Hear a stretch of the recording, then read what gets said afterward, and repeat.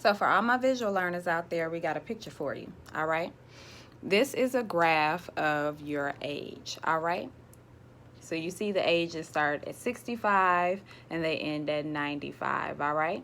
So on this graph, you see that you got about 30 years of living, all right? So this person is going to retire and they're expecting to live until maybe the age of 95, all right?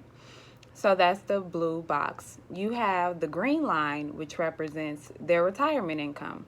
This person is expecting to receive Social Security income and they're expecting to receive a pension from their job, all right?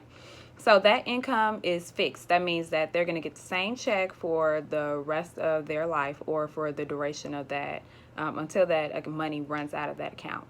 All right, so you'll see that that income line that's green is the same across all 30 years. It doesn't change, all right? Now you see the person's age at the bottom, 65 to 95, that's increasing, all right? Now what we're going to look at now is this little black curve line that we call the expense line, all right? The cost of this person's living, all right? So with that expense line, you see that they make enough when they initially retire to maintain their lifestyle, their expenses. But as they get older and they start to age, that income doesn't change, but their expenses start to go up. Their expenses are going up because of things like inflation, the cost of medical bills as you get older, maybe some unexpected situations happen and they incurred some debt that they weren't expecting, or they may be taking responsibility for other finances.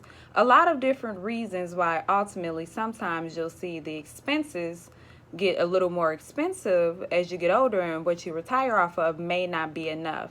And this is when people consider going back to work, or they consider getting support from other people in their family to support them financially, all right? So we want to take into account this curve that we have here, where that point, that black dot in the middle, that's where you'll see their expenses are starting to meet or exceed the cost of the income, or the income that they're bringing in, all right?